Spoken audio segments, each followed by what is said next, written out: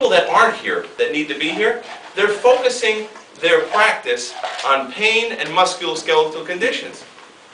How many people treat those? Well, you got, chiropractors, you've got acupuncturists, you've got physiotherapists, you've got masseuses, you've got witch doctors, you've got traumatologists, or that's a Spanish word, orthopedics, neurology people, those folks. Everybody's treating it. So you want to join them? And guess what? While they're all treating that, insurance is paying less and less and less for treating it. That's insanity from a business model.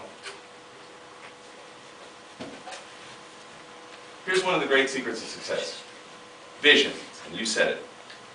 I skate to where the puck is going to be, not where it's been. That's Wayne Gretzky. You see, the insurance is gone. Assume that right now. It's just a question of time. Why do you think they're expanding the scope of practice?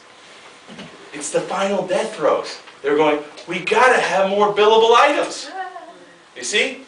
They're paying for less and less. So let's create more things. So if they cut out 10, 50% of it, it's 50% of more stuff. That's the scope issue. BJ was right on the money. That's how they're going to sell out. The chiropractic ladies of the night. But the good news is, the way we came from 0 to 30, 40, 50,000 chiropractors had nothing to do with third-party payers. It had to do with the greatness of chiropractic. And it had to do with people standing up and telling the truth. Not being afraid to say, guess what? You need to bring your kids in. Why? Because they have spines, stupid. Not in that way, I mean. So you must constantly analyze your surroundings, improve your abilities, and act consciously. You need to be in the business of looking for opportunities. And that's the key. Because I'm telling you, show me a loser chiropractor, and they're sitting around. I couldn't believe it. I come back from Peru with my brother, and he's like, hey, come out with me and we'll meet some of the local chiropractors. I'm psyched! Because I'm like, in Peru, we got 20, 30 guys getting together like this. And I'm like, great, I'm going to go meet my brothers and sisters. And I'm there, and these guys are PPO, HMO, C3PO, and I'm like, did I come to an insurance convention? When are we going to start talking about chiropractic here? They're rolling nuts, Alice. They're rolling nuts. And they're complaining, and they're crying, and they're moaning, because they don't see what I see. And what I see is opportunity everywhere. We have a thing in our office. Never come to me with something, right? Whenever you come to something, you've got a challenge for me. You say, Doc, 3 of your offices burnt down. That's awesome! I didn't like those offices anyway. We're going to build them better than before. There's nothing you can hit me with that isn't an opportunity, because it all is. So in Think and Grow Rich, and by the way, there's 3 books. Okay, here's a gold nugget. Here's 3 books that you need to have. These 3 books help me see over 1,000 a week, okay, in Lima, Peru. 3 books that I read and read and read and read. 1, Think and Grow Rich. I don't like that. That's materialism. It's not about money. Think and Grow Rich is not about money. It's about abundance. It's principles. It's principles. Just like chiropractic, they work every single time. Number 2, in Think and Grow Rich, you should read at least once a year. At least once a year. And you're going to find every time you read it, you go, wow, I didn't see that before. Because your life will change as you go through it. And you'll go to a higher level of function, higher level of function, higher level of function. And so you'll pick up certain nuances. And I remember Think and Grow Rich, when he starts out in Napoleon Hill starts out in the book, he says, in every single chapter, I'm going to throw the secret out to you. And I'm reading, and I'm reading, and I'm reading. And he says, at the end, if you got the secret, you're in the club, or something like that. And I'm like, I just read the whole book. I missed it. I missed it. So I read it again. And I missed it. And I read it again. And I missed it. And anybody who knows what I'm talking about is going to get what I'm saying. And I read it again. You see, when I was a student, a teacher one day, 1st grade, called my mom and said, your son is a little slow. He's not the sharpest knife in the drawer. Mrs. Schubel, I have never seen a student so persistent in my life. He does not quit. He keeps getting the wrong answer. But he keeps going and going and going. And that was the secret of Think and Grow Rich. When we went to try to get on television the first time, you think they said, "Right this way, Dr. Schubel"?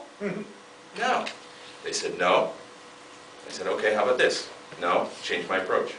"How about this?" "No." "How about this?" "No." "How about this? How about this? How about this? How about this?" Do you know I got my first television interview? The producer said, "I don't even like the topic. I'm just sick of you calling me. I want to get you out of my hair. Make you look like a fool on television because you can't speak Spanish, and we'll be done with this." I said, "Great," because I was prepared. I was ready. And I got on there, and I remember Walter Sanchez says, "I didn't understand a word you said, but I wanted to come see you because the passion that you have for what you do came through. I knew you had the answer. No idea what the answer was, but I knew you had it." Are you passionate about what you do? Are you persistent? Is failure not an option for you? You see, we're going to go to the mountaintop, but it requires dogged persistence. Why do you think B.J. Palmer was so great? He never quit. So here's the obvious opportunities in this market. You ready for this? We no longer have to define our value by insurance company standards. I raise my voice and I talk in a loud way many times because the rest of the world is unconscious.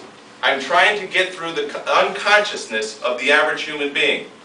In my coaching sessions every Monday, I start to scream and yell and dance around. I have a chiropractic pogo stick. I start to jump around and I get super excited. And my fiance, she's Thai. She's from Thailand. And in that culture, it's all peace and everybody, you know, is respectful and loves that. And I remember the first time I was dating her, she's like, she came running down. She thought I was killing somebody. And I said, "No, honey, that's my job." And she's like, she was talking to her mom in Thailand the other day. She's like, what does your future husband do?" He yells at people and gets paid for it. I'm not really sure if that's what he does. Like, but you have to, you see, you have to get out of the unconscious mode. And you've got to start being conscious. You've got to start focusing on what it is you're willing to accept in this life. And Think and Grow Rich, they say, you can have anything you want in this life, but what are you willing to sacrifice for it? You see, the reason why lotteries are so popular with the masses is because it's all about the have. And the reason that when they get the lottery, they lose it in 2, 3, 4 years, because they haven't worked in the be and the do. You see, first you got to be that person. Then you got to do the actions that that person takes. Then you have what the successful person has. You can't just go right to the have. You got to start working on the be and the do. I don't know how I got into that. Okay. Define our value by insurance company standards. So here's the big thing, and it's understandable. Part of the reason that we as chiropractors are so afraid to speak up is because our self-esteem is in the toilet. The toilette. How do you say in French? Toilette? Toilet. Yeah, it's in the toilet, man. Okay? And here's the reason why. Can you imagine? I just gave a force. I just put a force into the body, and I did a chiropractic adjustment, and I liberated the force that animates the living universe within that person. That's awesome! And then a third party comes and says, that wasn't that awesome. That was priceless! No, actually it was $23.95. And we're lowering it down to $10.25. Okay? That's why our self-esteem is in the toilet, because we're looking to these people to pay us. Once we determine what our value is, and I was listening to Jay Hant the other day. I don't know if anybody knows him, but he's a chiropractor in Manhattan. He practices on Central Park West, right in front of like Tavern on the Green. His overhead is like, you know, $300 million a month. It's like incredible.